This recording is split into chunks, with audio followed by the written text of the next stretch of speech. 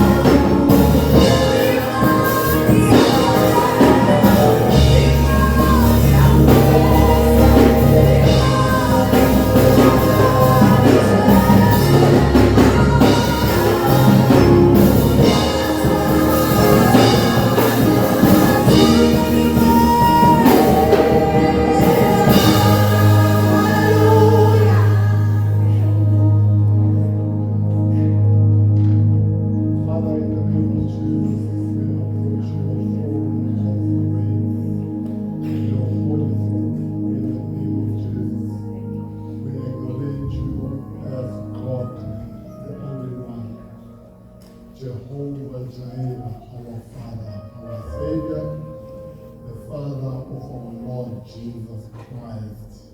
God reigns over everything. It is lakho ukungamele konke. Babonamandla lokho okusho ukuthi akunalutho ongalubona empilweni zethu nakuko konke okukhona emhlabeni. Umhlaba wonke bawuthandekayo usesandleni sakho.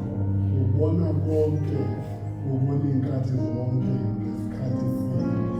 Ukwazi ukusilindele kulo nyaka babona amandla wonke. You have made a provision already for us kulothandekayo to walk through babona amandla wonke all the seas, whether they are Red Seas, whether they are Jordans.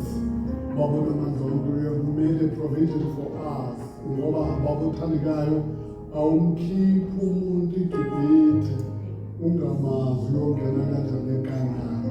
Ngegama likaJesu Kristu sinethemba namhlanje ukuthi even the universe together with all its forces and spirits have no power over us. For God, you can foresee all that they prepare and scheme. Nothing can be schemed against us without your knowledge. That is why we put our trust in you. That is why we are peaceful in your hands. That is why we are peaceful in your presence. Babona amandla wonke asingabazi lutho. Babona amandla wonke abantu bayancikaza mabengena enyakeni omusha bafuna ukwazi ukuthi ngabe uphetheni. Akusize qakala esikwaziyo ukuthi wena usilungisele konke. Siletha udumo-ke ney'bongo kuwena. Siliphakama nakule nkonzo ebusuku yona namhlanje naku konke sokwenza. Izwi lakho linamandla, liyadala, lenza okungenzeka ebantwini kwenzeka. Akukho umuntu babothandekayo ongazireplace. That is why izwi lakho uthi babothandekayo, no addition, no subtraction, because no man can add to the holy words that you speak in Jesus' name, because your authority is complete in your word. And right now, Father, complete and continue the work that you started in our lives at Calvary. And I pray that, Father, in the name of Jesus, through the power of your word, set free today. Through the power of your word, Father God, restore in the name of Jesus Christ. Restore wisdom, restore peace, restore joy in the name of Jesus Christ. Set free in the name of Jesus Christ. Answer questions in Jesus' name. In the name of Jesus, for all wisdom is from you. Your word says you are omnipotent in Jesus' name, omniscient in Jesus' name, omnipresent. All your names, to describe what you have done in history, not what you are limited to.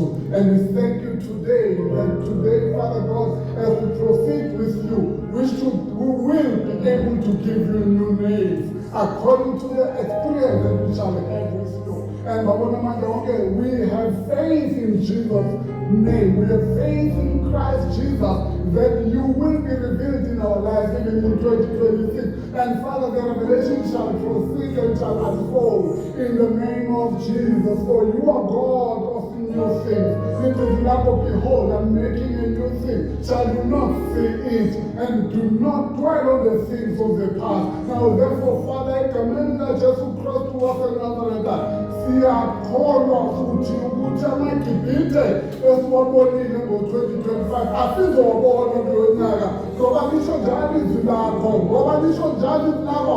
It promises, and your promises are valid forever. In the name of Jesus, we bless your name, we thank you. We bring the praise, the glory and honor to you. In Jesus' name, amen.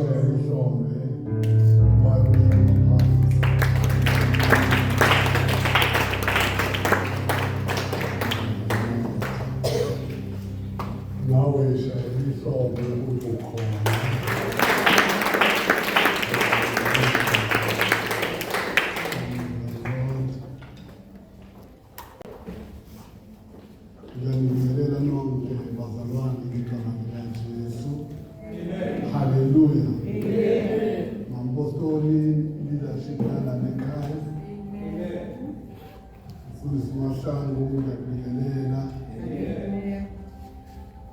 Obaba nomama ngiyabingelela. Ogogo nomkhulu ngiyabingelela. Youth and Junior Church ngiyabingelela nami. Bandla laseThema ngiyabingelela. Amen. Hallelujah. Nabo bonke abasambele namuhla ngoLugogo akasambele umuntu akanekhaya uma usechazile. Siyabingelela gogo Sibanyoni. Hallelujah. Siyabonga ukuba nawe nokubona kuyasithokozisa. Hallelujah. Ibano Vincent ngaphandle kuhambisa. Uvele first day of the year. Hallelujah. Asingajabula ukubona njalo. Hallelujah. uNkulunkulu akubusise. Nabo bonke abazalwane abavakashele namhlanje siyababingelela ngegama leNkosi uJesu Kristu. Bazalwane, inkonzo namhlanje inkonzo yokuvula eBenville. Ngesikhathi sivula nge-4. Izona-ke i-4 ubuka ikhalenda yakho namuhla. Hallelujah. Ngathi uma ngivala kilini, ngathi umkhulu uyophakanyiswa eThema. Base bayamuphakamisa-ke base bebahlanganisa once and for all. Benogogo. Hallelujah. Manje-ke namuhla mase ngiqedile ukushumayela bebele nabo ubishop ukhona azoqhubeka kuqalile abafaka amandla kodwa akahlezi angasijumela nami uzofaka ngoba ubishop uresponsible akamandla hlala azi ukuthi kunento uyathumeza ngirani so sengizonikeza yena uma ngicela ukushumayela i-agent besemunaye ngiyabuka uya-unfolda phambi kwami. Hallelujah. Saba uNkulunkulu bazalwane ngo-2026 unyaka omuhle. Unyaka uza nento ezinhle. Ungangiphikisa-ke wena ubuse uvuna iy'thelo zolimi lwakho. Mina ngithi lona unyaka wento ezinhle. Haleluya. Ulinde okuhle kodwa ngoba uNkulunkulu akawaqambi amandla. Haleluya. Uthe uNkulunkulu ezweni lakhe usifunela ubuhle kodwa nempumelelo nokuthula. Haleluya. Nakukuweke wena ukuthi uNkulunkulu ukufunele okubi kulo nyaka. Angikwazi lokho. Ngazi ukuthi silungiselwe okuhle. Kuney'nkinga-ke njalo makusungulwa unyaka. Haleluya. Abazalwane banokubuza enkonzweni makuqala unyaka ngale mindset yokuthi they need new power. Because this is a new year. Hallelujah. And every year, mayiqala unyaka baya kuNkulunkulu bawucela amandla amasha. Bangamtsheli benzeni ndawonye ulo abanikewo. Njalo nje we are asking for replenishment. But we never account for what we did with the previous power. Are we together, bazalwane? Sicela ngamandla amasha masifika kuba ngathi vele si-anticipate ukuthi ezathi this year kuyoba nezinto ezidlule ezangasitesting ngamandla amasha sidinga. This is why ufica abazalwane abaqalina. It is so amazing that the Christians attribute so much significance to an arbitrary period like January. Hallelujah. So much significance to an arbitrary period, January. But that is why ufica abazalwane baqala ngamandla amakhulu nangemkhulu bafana namakhayiti. Andizaye phezulu wante ukuthi uyibone idindilize laphana ngathi lulwane. Before ufika ama-Easter seyidindilize laphana ngathi lulwane. Because this is a problem with Christians. They are seasonal. Why do we need January to say whatever we say to God? Why sidinga uJanuary bazalwane? Ukuthi sicela amandla ngoba iBhayibheli intombi ziyaba nokubona insizwa zabo kodwa bonke those who wait upon the Lord all the time abamethembayo uJehova bayaphiwa amandla amasha njalo not ngoJanuary. Your problem is attributing too much significance to this month. It's my problem. We can live to you being inconsistent people. And once you are inconsistent, you get nothing. If uzokhala unyaka bokhala umuntu othandazayo ukuthi bafika laphana ema-Easter usufane ngekhayiti edindilizile laphana kuyophela unyaka ungabonela lutho ngoba zonke izinto zenzeka nge-consistency. Hallelujah. Hayi manje uJanuwari sifuna amandla amasha. Why sifuna uJanuwari? Why do you need this for January? When the Christian life has no January, has no December, is continuous. Impilo yobuKristu nohambo lwethu noNkulunkulu alinamnqamulo, alinamkhawulo, luqhubeke njalo. Whatever that you need today, you need it throughout the year.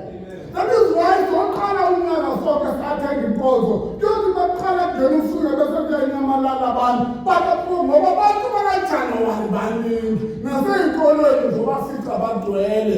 Bazoba ama-drop out unawabo, usithola ispace. Ngoba uJanuwari vele unenkinga. Hallelujah. Amen. Abapheza amagoli.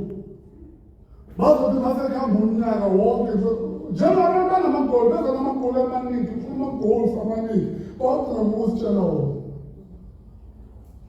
Bazothi sekuDisemba bakhale bephaphambe ukuthi benze amagoli. Kanti le nto lena kuthiwa amagoli, you need to track it throughout the year. Ngisho bazalwane ukuthi how far are you towards that goal? You need to check it, you need to be alive to it. But usibona ukuthi abantu bayadlala ngalezi zinto. Bayayikhuluma ngoJanuwari babese bakhohlwa yizo maqhubeka unyaka bese bazothi ngoDisemba babese bathi uNkulunkulu akathandani ngoba yonke into eyokufeyila kwethu ukungathandi kaNkulunkulu. Masizahluleki. That is why ngoJanuwari nabafundisi ababizwa baningi abayeka imisebenzi baningi bayabizwa. Iy'nkinga lezi abafuni ukuyela umsebenzi. And nami ngibona nginjani kodwa ngizomyela. Ngoba ungafuni kwami akunakwenza nobizwa. Uyangizwa manje? Yimini ungafuni. Kodwa ngizomyela ngoba kunama-responsibilities, angisho? Exactly. And let me say this to you. Let me say this to you. Kunezinto. You must take control of your life as a person. Take charge. Hallelujah. Amen. Take charge. uNkulunkulu umedala umuntu ungizwe kahle. Wathini? Wathi emntwini uNkulunkulu bembeke insini yasedeni. Wathi zalanani nani. In English it says multiply and subdue. And the word subdue means dominate, take dominion. So to multiply, anybody can multiply. I mean, really, anybody can multiply. But when you add the two, it brings another dimension, multiply and dominate. In other words, use your brain. Because nobody can dominate without using brain. Are we together? Akekho umuntu ongadominate angasebenzisi ingqondo. Now you only dominate uma ngabe usebenzisa ingqondo and you take charge of impilo yakho throughout the year. You are conscious. Ayikho into bazalwane ephumelela ibekwe ku-autopilot empilweni yakho. Ngisho ngempilo yobuKristu angeke iphumelele ngeke ukhule uma ibekwe ku-autopilot ingakhulekelwa ungafundiswi. Angeke kwenzele lutho uzoba umzalwane noma wawuleha iminyaka emidlule. Eziye uqala ukhuluma into eyodwa ulokhu uyiphinaphina njalo ucelana namandla amasha asazi ukuthi wenzani. uNkulunkulu uzala kancane uthi subdue the earth, dominate. Even today, God says to the church, dominate. Even today. And you cannot dominate anything until you dominate yourself. Hallelujah. Angeke udominate lutho ungakazidominate wena. It starts with you having a direction and squeezing yourself to that direction. It starts like that. Praise the Lord. Amen. Praise the Lord. Amen. Now all the times of the moment to go. I repeat this, Brother Lord. Now I'm going to repeat this until you dislike me for it. I repeat this and it's your people when we are anymore. There's no rest of things. I'm not in chapter 11.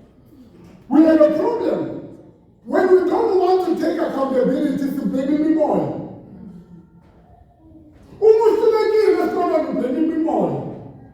Ukukhohlwa umsebenzi ngokuyenza kubhema imimoya. Kanti wena is according to you. Praise the Lord. There's always been you. There's no spirit of you. Here's the thing is I'm focused how those spirits work. Those spirits work like this. Uthi uNkulunkulu kuwe ungathukutheli uze kushona ilanga ngoba ngokwenza kanjalo unika uSathane indawo. Now what does that mean? It means you subdue. And uSathane ungena ngokuthanda kwakho. Nemimoya yonke isebenza empilweni yakho ngokuthanda kwakho. Wena unamandla is just that every year ucela amasha. But wena uyizithi namandla. Together. Lithi iBhayibheli ungathukutheli uze kushona ilanga ungamniki uSathane indawo. Lithi iBhayibheli encwadini yabaseKorinte lithi abantu abashadile mabafasta abakhulumisane ukuze bangamniki uSathane. iBhayibheli lithi uSathane ungumzalwane indawo. Akangena ngavulelwe. Hayi, thabana mina. Where the always been you? Yabona ukuthi uSathane makade nguJesu wazama wabona ukuthi uJesu akabhashi. Lithi iBhayibheli wasuyasuka uyamshiya. Now what does the Bible say? The Bible says, resist the devil, he will flee from you. That's what the Bible says. Melana noSathane uzobaleka kuwe. Why? Because ungamelani naye, you give him a foothold.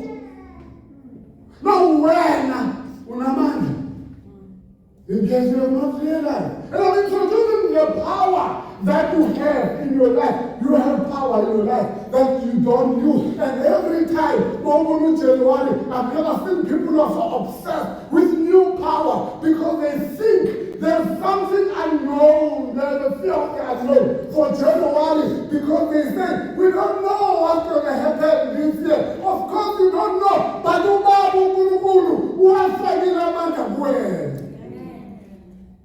now, uNkulunkulu has made a provision for this year.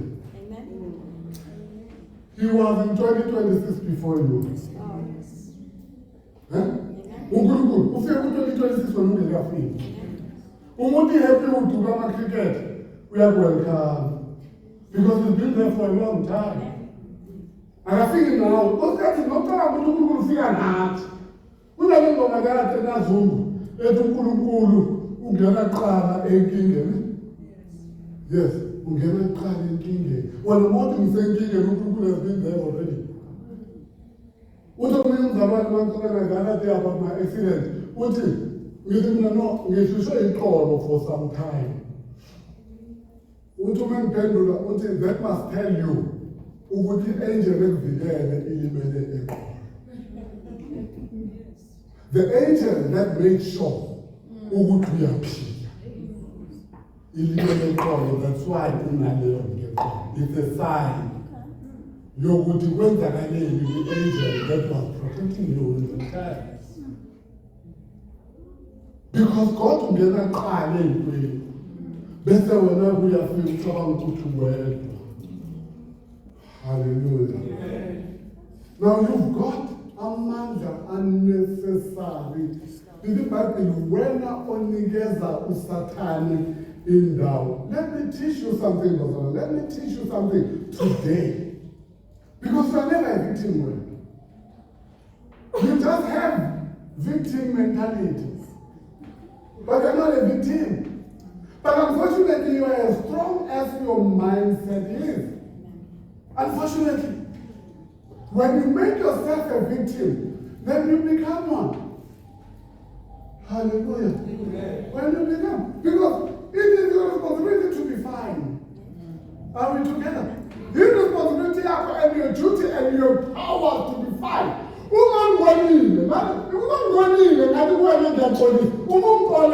I'm not duty to make you fine. Do I? I do not have duty or power to make you fine. Once you can start getting fine already. When are we number 5?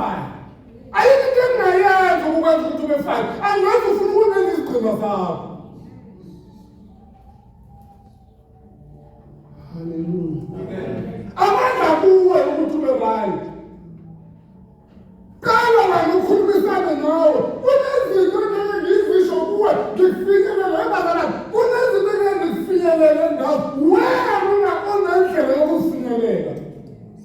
Umuntu engafuni ukuba fine njalo wenza ukuthi kumenza fine. Praise the Lord. Amen. Praise the Lord. Amen. Yeah, you must work hard. Ukuze ngibone ukuthi ngibe right. Sebenza hard. Uzozufela umuntu akafuni ukuba fine. Iqala ngokuba willing. Uqale willing to be fine. And once you are willing to be fine, in the living doesn't go abantu to be fine. Zizosebenza. But you're not afuni ukuba fine. No matter singakwenzelanga, awuzuba fine. Kunabantu abangenayo ukuthula inhlobo. Awuzukwenza lutho ukuthi babe lokuthula. Inhlobo yomuntu leyo odila nayo. Praise the Lord. Amen. Hallelujah. Eka kama uNkulunkulu akasilinda from lo moya wakaJanuwari. Ufuna amandla manje. Want new power. I just want to invite you to the Judges chapter 6. Judges chapter 6, chapter 6 verse 14 to 16.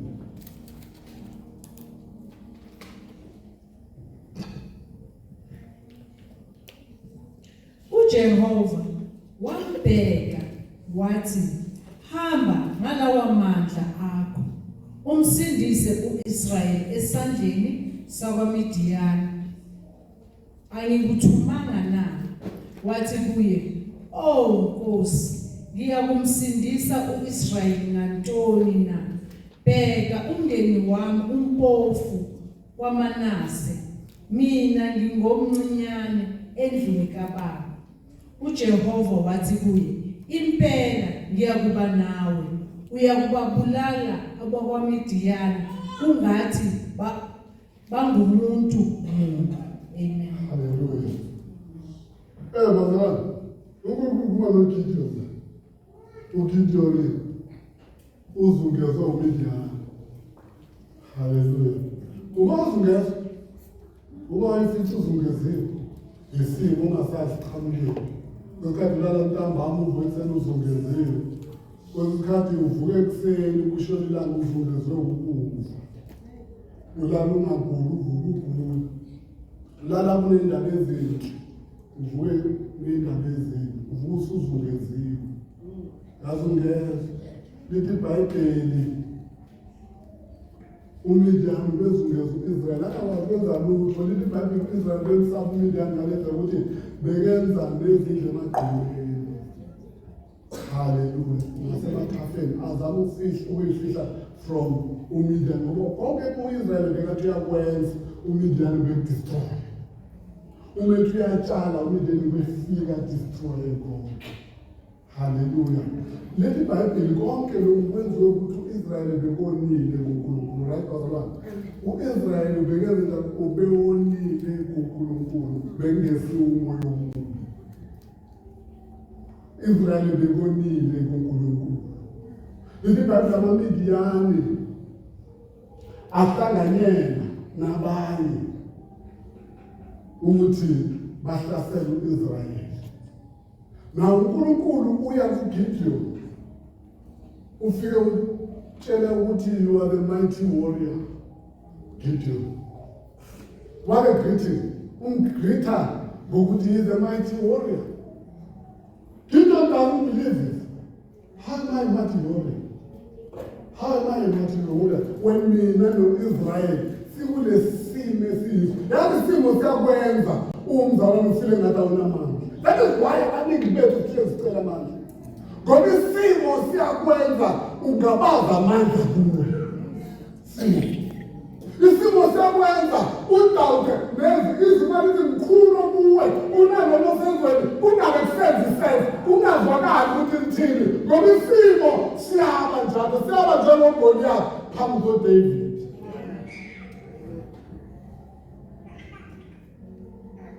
Until David umevela kuGoliath. uGoliath ethi uma ngabe basirious ngaleni ngabe bathumela uSawuli akhona abantu abangcono. Hayi this one. Let me tell you something. It does not matter what the enemy thinks about you. What matters is what God thinks about you. Yes. Praise the Lord. Amen. Praise the Lord. Amen.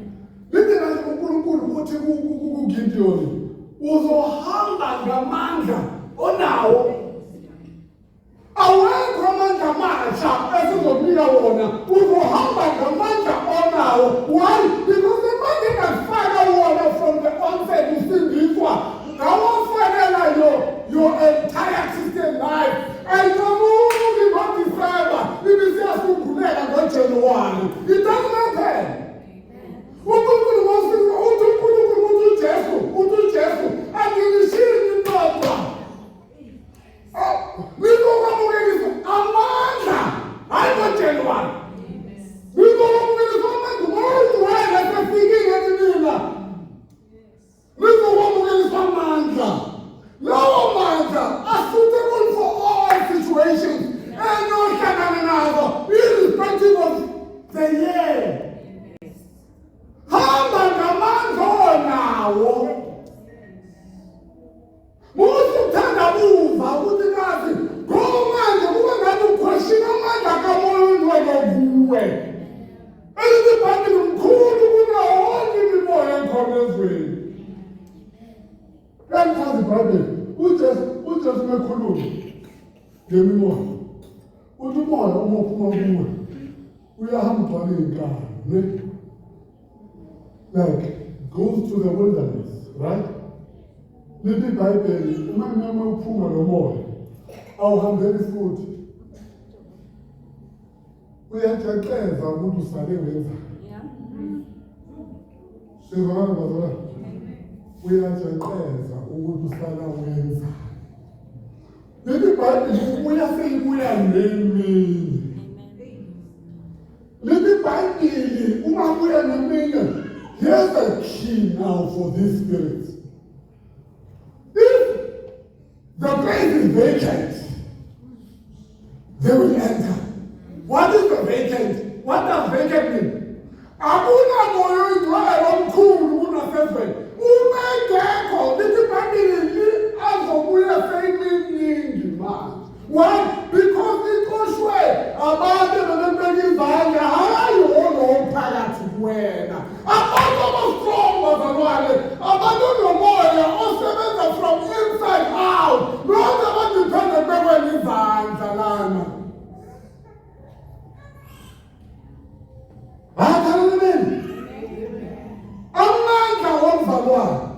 They are from in how. That is why we don't tell you to very much tended. You should go back with us. Go and down tomorrow, Pagatina. Number 2, I'm telling you, I'm going to put the envelope away. No, I'm being envelope of the central of Punjab. Go and give it. One foot is on the glass. And the one like a manako, who not the envelope. We don't tell them like one. And the untender was 7 times or persistent. Lord, in the exchange from thunder. Gone. Move the Satan and I thought we were going to take him. That is go back. But do we know each other?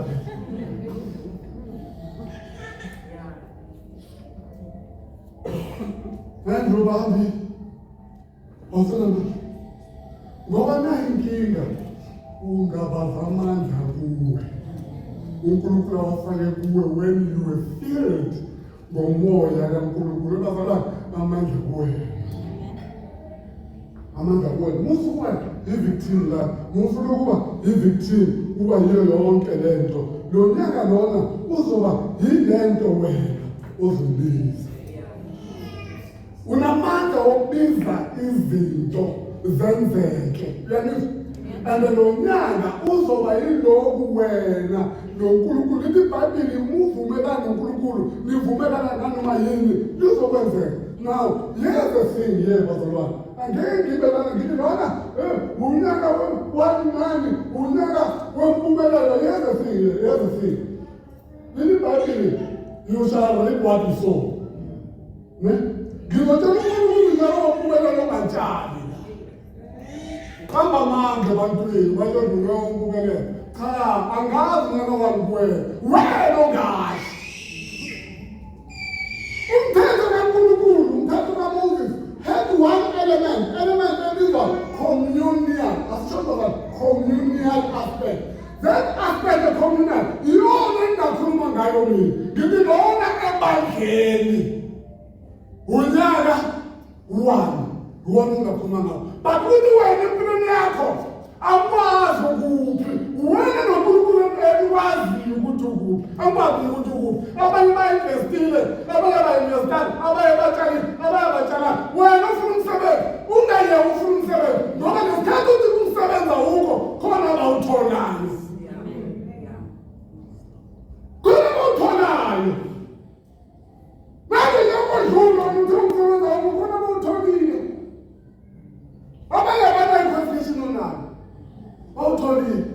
Ngokuphikelele. Hallelujah. Amen. Ngoba sinamandla wokusho ukuthi kulo nyaka kuzokwenzeka ini empilweni ekungeyakho. Kodwa siyibandla kaNkulunkulu sizokhula ekukhonzeni uNkulunkulu ngokumesaba njengoNkulunkulu.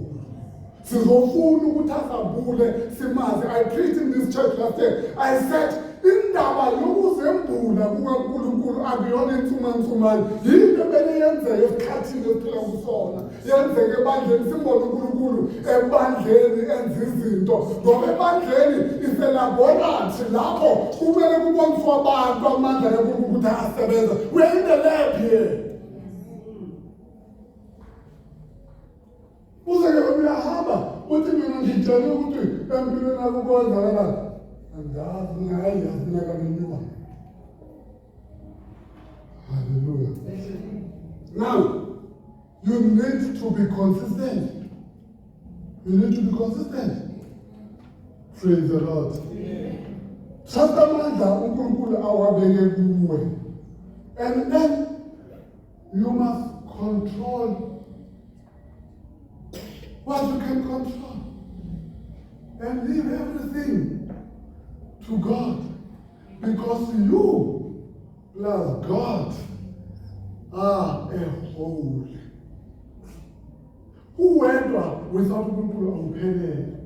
If you with God, then you become a whole. Ngoba wena okwenzayo bazalwane onamandla okukwenza wenze. You have control over it, don't you? Here's the thing, something something. Umuntu create something, whether it's IT work, whether whatever you create, you are not creating like God. You are manifesting God's creation. Am I confusing someone here? Because whatever you came to create was long created by God. Because the Bible says, ayikho into umuntu angayazi angavunyelwe uNkulunkulu ukuthi ayazi. So whatever ought you discover, you discover what God created. Are we together? Yeah. Education follows creation. Are you with me? Because there's nothing you can learn if it's not created first. Are you with me? There should be something that is created. Last time I was too complicated, I know. I said ontology precedes, hallelujah, knowledge. Because ontology is about what is created, what is there, right? So you cannot learn and know anything if God didn't create it first. So when you acquire knowledge, you are starting to know into that people. That is why I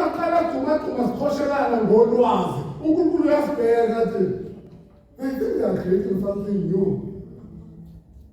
Hallelujah. This technology is trying to been in this fourth industrial revolution. He's been there already. Because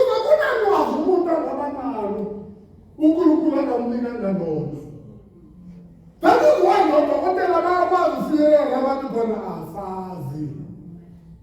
we don't know anymore.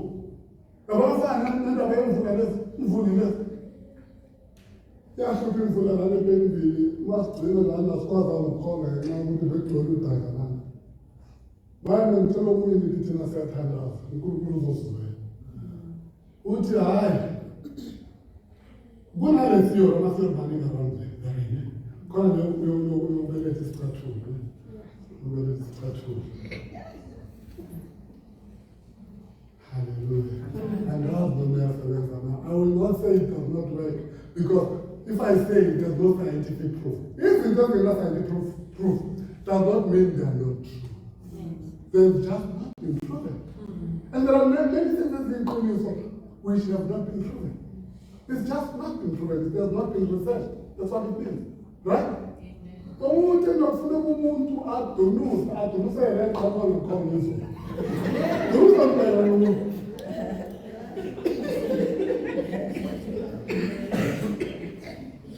Angicabangi ukuthi ukhuluma nje abantu abafana nathi.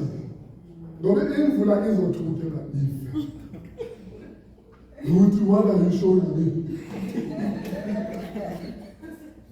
Nothing is visible here. Bakhona abantu velizwe. Uyabona ndoda lezabasebenzela phambi kwafuna imali ekhona isonopakhe i-drone. Ukuzuthola izinto zakhe kufuneka i-drone. Imtholele nje. Ngoba akazi ngathi is an extended backbone. Kodwa ukhona yonke lento lena abantu abayikhuluma abakholelwa kuyo. Thina sikholelwa emandleni omthandazo. Yani balibele ukhethe bomntwana ukuthi ukholelwa yiwani. Thina sikholelwa emandleni omthandazo. Hallelujah. Now what you have control over, control it. Control it. Hallelujah. And the other thing I need to say here, use time effectively. Because inkinga yethu nokungaphumeleli in life has to do with our use of time. how we use time. Because every day that is wasted, it quantifies to a week, and it quantifies to a year, and then it's years. Every day is going on.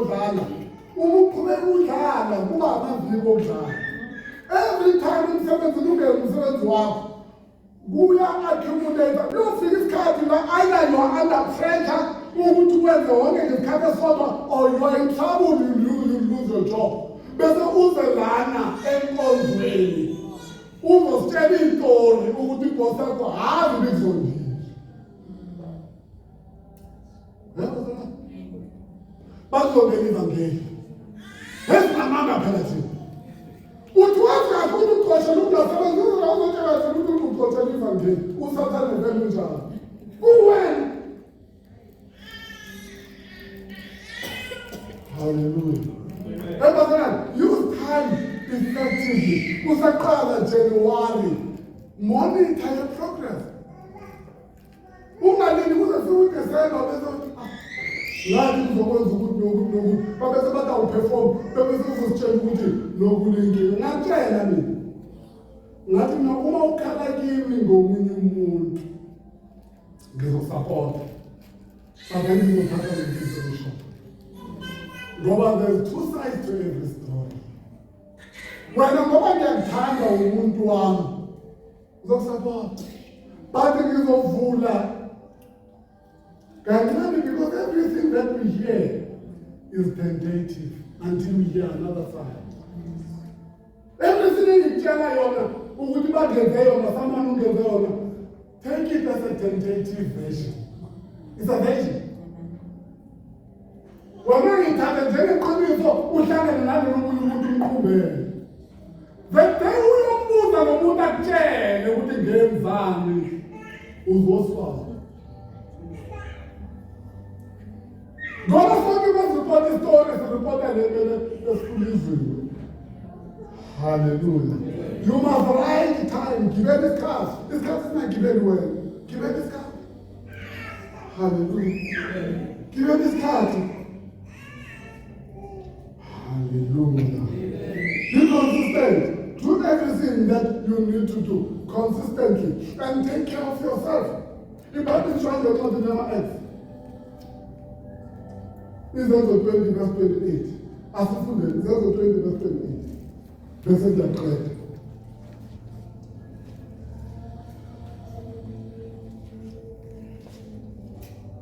Izenzo 20 verse 28. Funde nje 28 eyedwa. Ziqapheleni nina nomhlambi wonke anibeke kuwo umoya ongcwele ukuba nibe ngababonisi bokwalusa ibandla likaNkulunkulu azizuzele lona ngegazi lakhe. Hallelujah. Wefune kahle mama ngiyabonga kakhulu. Lithi lana B. Wait a little bit. Keep watch over yourselves first. Right? Keep watch over yourselves first. Someone once said, you cannot pour from the empty cup. Right? Can you pour from the empty cup? You cannot take care of me before you take care of you.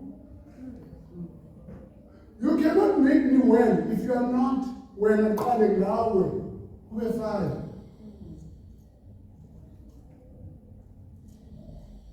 Praise the Lord.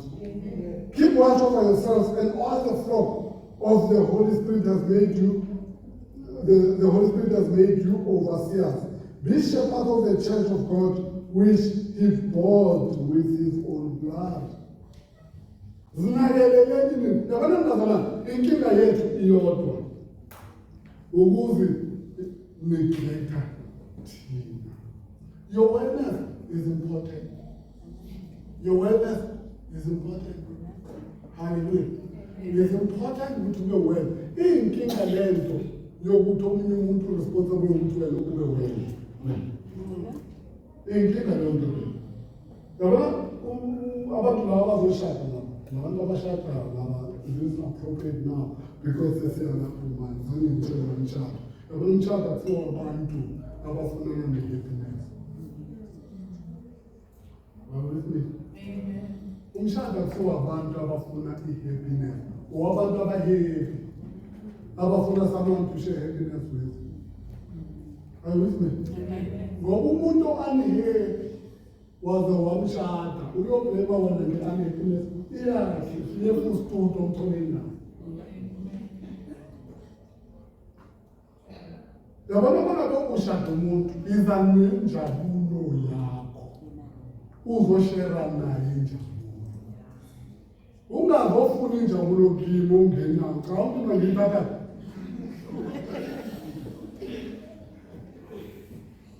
Ngithatha injabulo yakho usuyekile ukutholela wena injabulo uthi lana ngibona ukuthi uphethe injabulo uphethe yami injabulo. Nawe izane yakho bese sihlanganisa zombili bese siyathokoza. Athina neno. Ya ungazi lana empilweni yomunye umuntu uzomthola abantu abafuna injabulo bamuntu wakho. Ngazi ngijabule ngikitaze manje ngenzeni. How to make you right? I don't know. Ukudula besalon umsebenzi ngifika ukudula. Ngenzeni abantu? What must I do? Ngihlala izindlu ingane. What must I do? Kunabantu abafrustrate umuntu omdala ohleze equdule uyafrustrate. Ngoba ugcina ungazi ukuthi umhlekise kanjani. Ugcina wenza namajoke ashonelane.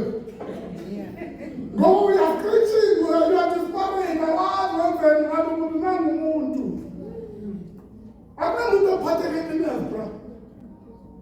Akekho umuntu oshada omunye umuntu owa nguye umuntu intokozo yakhe.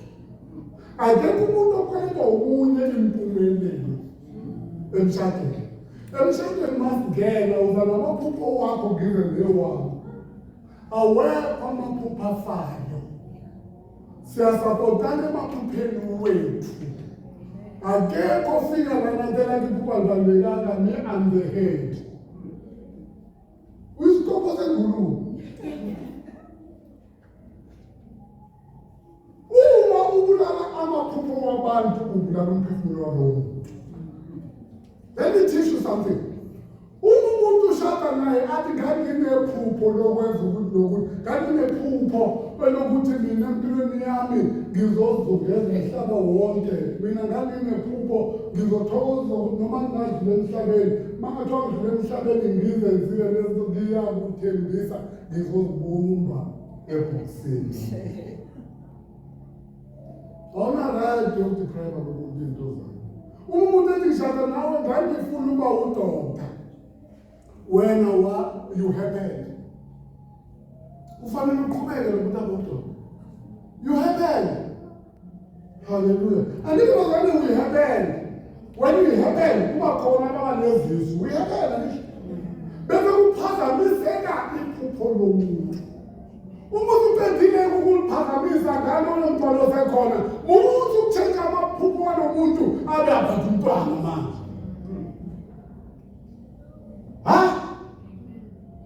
Ubekaphupha abantwana, ubephupha udokta. Abantwana ubenzela ukuthi kube umndeni. Nobabili nibe responsible. Hallelujah. Akekho umuntu ozele ukuthi azokwenza wena happy. Makufuna happiness. That is why I always say, mina mhlambe we divide with many people when it comes to this. Umshada is not an issue of how old you are, then you are ready. No. Age doesn't make you ready. You may be 40 but not ready. But you may be 22 and ready. It has nothing to do with ready.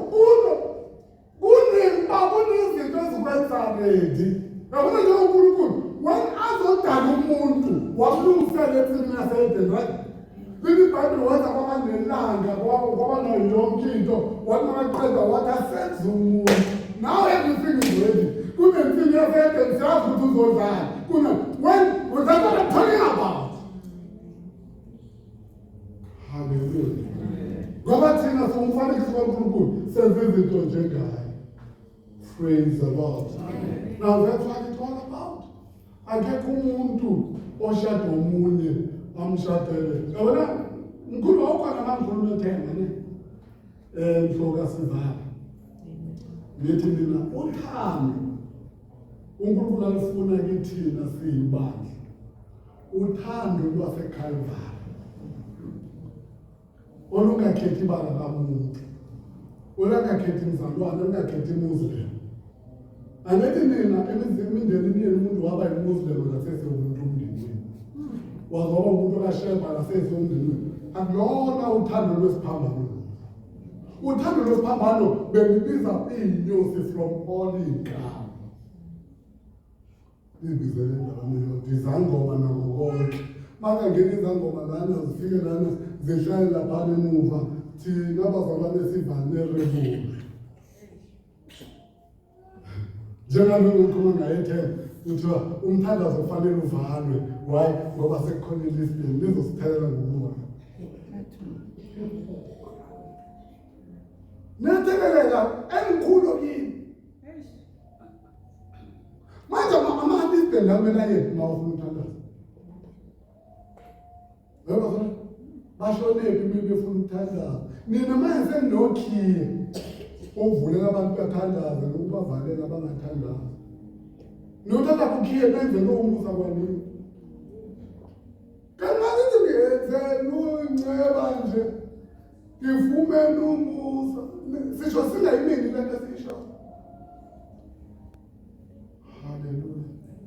Ngithi mina sibandla kaNkulunkulu asifundele uthando lwaseKalvari. Anibhekile ukuthi umuntu uzongenzelani. Uma ngishada umuntu namhlanje akwazi ukungiwashela kusasa ngasakwazi ngizomthanda ngoba ngithanda ngothando lwaseKalvari. Angithandi umuntu ukuthi uzongenzelani. Ngoba labantu abashada ngolunye usuku bazohluleka. Lisho njalo iBhayibheli lithi intokodo liyadilika. Are you with me, church? Uma uthanda umuntu omshadile umthandela ukuthi uyakuwashela. Luzothesta uthando lwakho.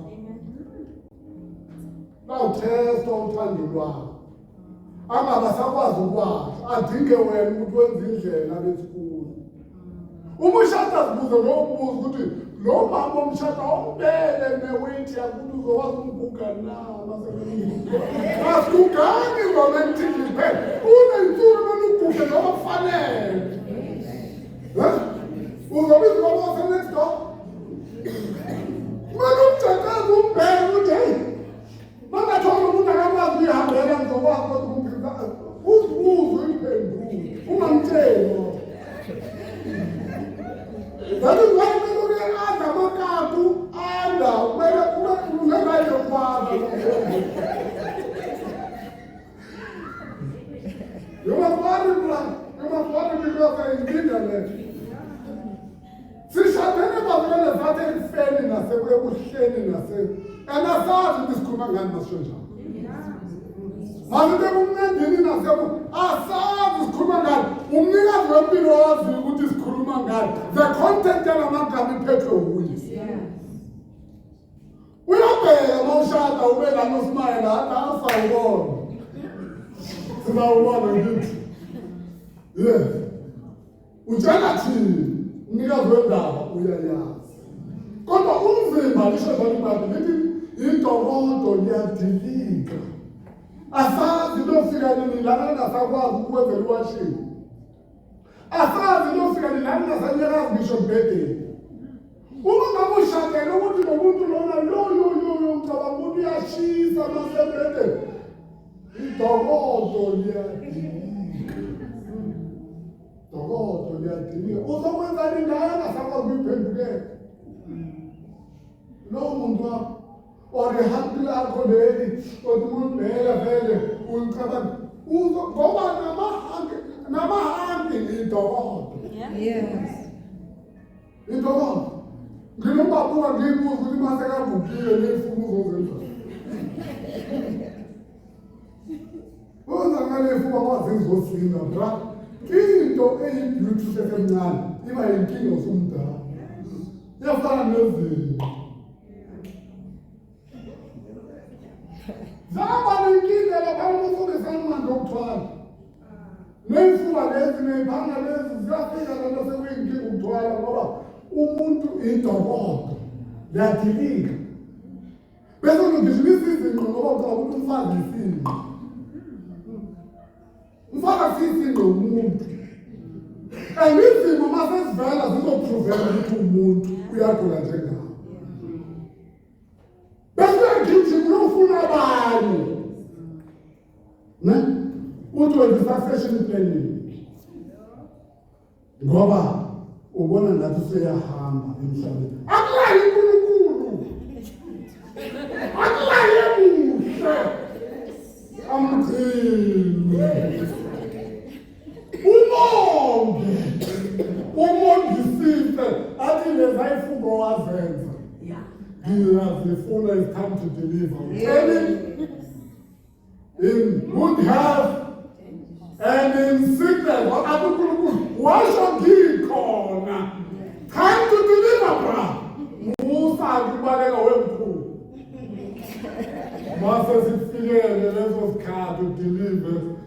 Umusha umuntu omdala nawe umdala. Uza nento zabantu abadala nawe uzenza. Awuzabe kanti. Umthande noma seyivele. Ngoba that is what it is umshado. Yabona mama awuyifuni lento ngikhuluma nawe hlala wedwa. Asikho isono ukuhlala wedwa uziyofa.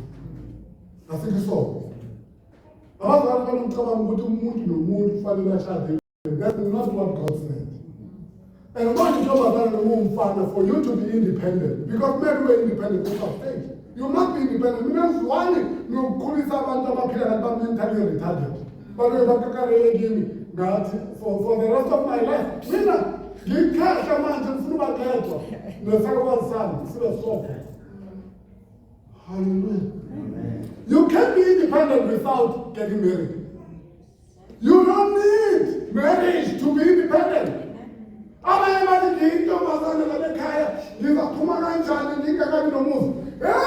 unamanga. It's an excuse. It's a lame excuse. You can't be independent. Ungashadile. Angin. Noma ngokushada afike endleleni uhamba. Nayi indaba. Umshado uye ebantwini abawulindile, uye ebantwini abahambayo. Akekho umuntu ofuna umuntu ozalo dathu ngibeke.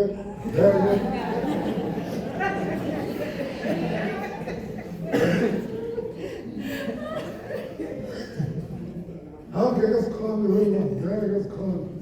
Dathu ngibeke. Ngifuna ukufika uhamba, ngingasambe together. Ngoba nami ngiyahamba ngifuna abahamba. Akekho umuntu ofuna abantu abamele azomenzela uthathu ngibeke. Asimfuna uthathu ngibeke. Asenze lenkonzo ophela. Asenze lenkonzo. Mina ubaba wami.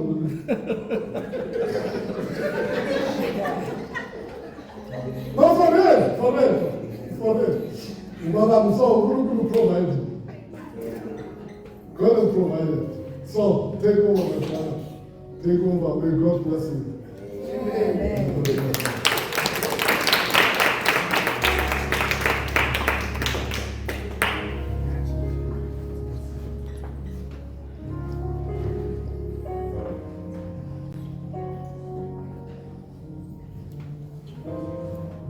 Hallelujah. Amen. The one for when you king. It was cheap. Good day, God. Yes. Hallelujah. Amen. Ngiyela ibandla la Kristu egameni elihlelofelethi uKristu Jesu. Amen. Ngiyela uPostoli nomama leadership yonke. Egameni elihlelofelethi uKristu Jesu Kristu. Hallelujah. Siyabonga abazalwane unyakeni omusha. Sisagcinekile esigcinwe uKristu. Asigcinile uNkulunkulu ahambe nathi sangena kahle. Hallelujah. uBishop akaphumelelana abazalwane. Umama uBishop izolo uye wathixaka nje ngokomzimba. So kunaleso simo ke uye wadecide ekutheni ukuthi hayi angeke aphumelele phela anakekele ugogo. Haleluya. Asho kuyanakelelwana abazalwane. Ukhulumile ngisho umpostoli emzini. Yanakelelwana. Uma ungena emshadweni nala siwayisho umpostoli ukuthi asindawo yokudlalela emshadweni. Awungena emshadweni ungena uzodlala. Usuke wenza iphutha mawuzongena emshadweni ngoba ufuna umuntu ozokwashela. Ngoba uma lawo mandla okwasha ngasekho kwenzakalani. Haleluya. Abanye ngisho bathatha umuntu ngoba bafuna umuntu ozobanakekela. Ngenxa yokuthi umzimba uyaba buthakathaka kunoma ubani. Lo omthathile abe buthakathaka kuqala kunawe. So kumele kube uwe ogijimayo phansi phezulu umnakekela. Haleluya. Injalo lento bazalwane. Khona omunye umngane wethu ongasekho emhlabeni owathi kimi nobaba uNqaba sihleli, I remember besilapha kwababa uNqaba. Wathi no sokuyisikhathi manje sokumele athathe umfazi ngoba ufuna kube nomuntu ozomvala amehlo makafa. Sakhuza umhlobo. Haleluya. Mhlambe nabe sarayibona indlela yakhe ukuthi hayi ngathi khona ukuzala. Kodwa sakhuza ireason yakhe yokuthatha umfazi. Ukuthi ufuna umuntu ozomvala amehlo. Bazalwane, umfazi uthatha unkosikazi, awuthatha unkosikazi ngoba ufuna umuntu ozovala amehlo. Haleluya. Amen. Bentela sivuleni amaBhayibheli wethu. Encwadini yama-Proverbs chapter 18 verse 22. Bese siyaphetha konke okusele. Proverbs chapter 18 verse 22. Ofumana umfazi uthola okuhle, uzuzile isisa kuJehova. Amen. Hallelujah. Like it, he who finds a wife finds a good thing and obtains favor from the Lord. Hallelujah. Uthola unkosikazi bazalwane, uthola okuhle ngisho bazalwane. Uthola into enhle. Bese lithi uobtaine ifavor kuNkulunkulu. Ngamanye amagama lo muntu omtholile uyifavor kaNkulunkulu empilweni yakho. Kuzobonakala ngokuthi umphatha kanjani ukuthi uyayi-understand ifavor kaNkulunkulu kuwe. Yabo ifavor bazalwane phela ayifani ne-right ne. Ifavor akusiyinto oyideservayo ngoba uvele wena uyakholwa. Yezwakala bazalwane. Kodwa uNkulunkulu masakwenzele loyo musa. Uphatha kanjani umusa kaNkulunkulu? Uyiphatha kanjani ifavor kaNkulunkulu? Hallelujah. Amen. So akube labo naloyo especially laba abangakathathi. Bangalenzi iphutha lokusuka bajahele izinto. Umshado waphaphelwa bazalwane. Ungena uyazi into ongenayo. Amen. Amen. Bese niyathandana, uma nithandana bazalwane, asho uthando isikhathi esiningi ngathi kunokubhekwa esayidini eliyi-one emshadweni. Amadoda ngenxa angazi privilege ababa nayo yokuthola imisebenzi mhlawumbe esikhathi esiningi ebhadala ngcono kunekamama, bese umama ngabona ukuthi uyini endlini ngoba baba uyo nemali. Angisho bazalwane zenzeka lezi. Sikhohlwe ukuthi ifavor kaNkulunkulu le esiphatha ngalendlela. Hallelujah. Amen. Kodwa uthanda umuntu ngisho noma sokuthiwa umama uyosebenzayo ubaba akasebenzi. Laba asho namantombazana ayakhetha ngisho nawo. Awasalandi abasahambi ngenhliziyo nangothando. Bahamba ngezinto ezibonakalayo. nangu ubhuti waba ngemoto enhle unomsebenzi omuhle. Uma eza ezokushela sakayamqonywa hayi ngoba ethanda. Sokhona ukuboniwe akanako. Bese kusasa izinto phela ziyashintsha emhlabeni. Uyalala namhlanje unomsebenzi uvuke kusasa umsebenzi ungasekho.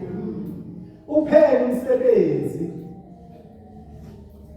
Sozibophile nalomuntu lo ongene kuye ngoba ubone lezi zinto ozibonile. Bese uthola kwenye inkinga. Hallelujah. Sengathi uNkulunkulu angasiza si-understand sihlale emkhulekweni. Kuko konke sifuna ukwenza, especially uma ufuna ukuthatha i-decision enkulu njengaleyo. Hlala emkhulekweni uthole i-direction evela kuNkulunkulu. Hallelujah. Singasukeli izinto ezikude ngoba sifuna ukuthokozisa abanye. Angisho ngesikhathi kuyenzeka umunye ayothathe ngoba ufuna ukuthokozisa abazali. Hallelujah. Bese baseziqalile ziqala wedwa. Bese abomama basenkonzweni ke njengenjwayelo ke bona ke ukwabo phela ukuthi bathi bekezele. Hallelujah. Amen. Konke sikwenzayo sikwenze ngedirection evela kuBaba uNkulunkulu. Amen. Ngizocela sibahlabelele ingoma emnandi intatanyiswa zethu bese bayasondela bazoma la ngaphambili. Hallelujah. Asiphaphangise ngengoma emnandi ingoma efanele umcimbi wabo. It's a wonderful day. Oh yes. It's a wonderful day. It's a wonderful day. It's a wonderful day. Oh yes. It's a wonderful day. Wonderful day. Wonderful It's day. a wonderful day. Oh yes. It's a wonderful day. A wonderful day. Oh yes. It's a wonderful day.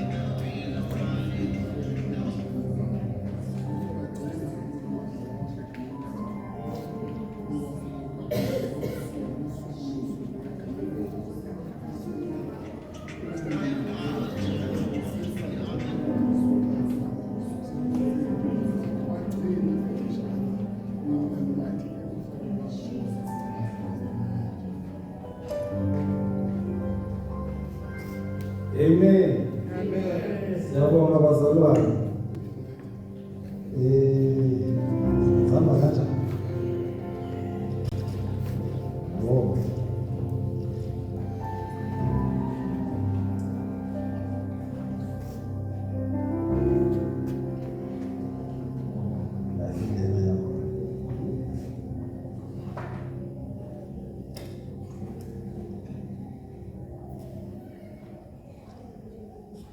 Ngicela ngivulele i-mic. Ngiyacabanga mhlambe kunamazwi umkhulu akanawo abafuna ukuwasho asafaka nayo indandatho. Shutha lapho. Balilizela abazalwane. Hallelujah. Oh, amen. Amen. Cool. Ngithanda ukubonga kakhulu bazalwane kokuqhubeka ngiyaphambili ngale nto le. Ke ngibonga abantu ababo qha somkhulu. Ngibabonga kakhulu ukunginakekela ebudaleni bami. Kakhulu umakotana ayisithi makoti ngumama walapha ekhaya. Lo mntwana lo umhlogomela kakhulu bazalwane ngiyabonga ngaye. Unesami nendoda kwakhe bangithatha ngigula. Ngingazi ukuthi ngiyini ngikhamba reverse ngithi bangibuze kodwa uyaba ngathi ngiyakhamba la. Angazi bathi uyaba ngibatshele lethi ukuthi ngiyakhamba. Manje ngiyabonga. Ngabona umnyaka ophele u-2025 inyuwele ngayidlela ngisesibhedlele ngaphuma nge-5 zakaJanuwari esibhedlele ngabuyela ekhaya beza bangilanda bangibuyisela ekhaya kuyena izizukulwane zami nazo ngiyazithanda kakhulu ngoba ziyangithanda ziyangihlogomela nengibabona bayajabula nami ngijabule manje ngizitholele isizukazana sami nasi ngasidosa sabuya seza ngakini ngathi kuye mani ngifuna sibe sobabili indoda ekufeni sihlala sobabili isizukazana sami manje ngifuna ukuthi nazo siphathane kuhle njengabantu abami esiphethe bangiphethe ngayo ngiyajabula kakhulu bantu bami ngiyabonga anginabo abanye abantwana abanjengathi abangiphatha njengami ngiyajabula kakhulu.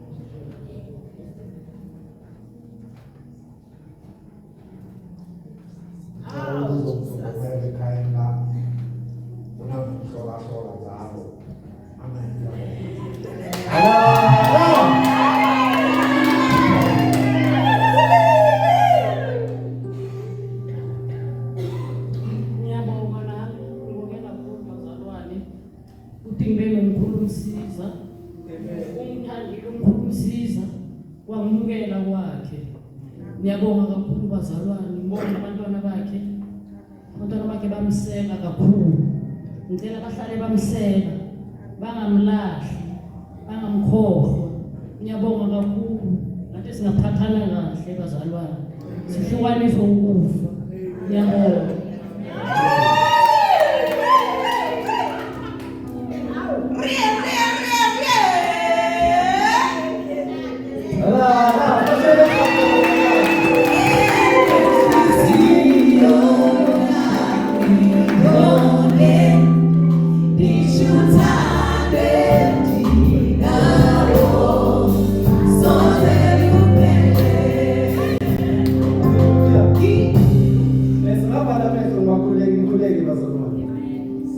Baba egameni likaJesu Kristu nayi union siletha kuwe ibusise uNkulunkulu namandla onke uthando lwakho lubonakale kuyo ngegama likaJesu Kristu babe munye uNkulunkulu namandla onke kusukela manje kuya kuze kube phakade hlala nabo Nkosi yamakhosi uhlangabezane futhi nazo zonke izidingo zabo ubabusise nokubabusisa ngegama elihle lomfeki wethu uKristu Jesu Kristu sikhulekele isibusiso sakho sihlale sihamba nabo njalo ifavor yakho ihlale phezu kwabo njalo egameni likaJesu Kristu bavikele kubo konke emshadweni wabo ngegama elihle lomfeki wethu uKristu Jesu Kristu sikhulekela nokuhlakanipha uvela kuwe baba kwehlele phezu kwabo kuko konke abakwenzayo bakwenze Nkosi yamakhosi ngokuhlakanipha abaphiwe nguwe ngegama elihle lomfeki wethu uKristu Jesu Kristu siyabonga namanje simakade in Jesus mighty name amen. Hayi baba nami ngegunya ngikwendoda nginethulela uMr. Mrs. Msiza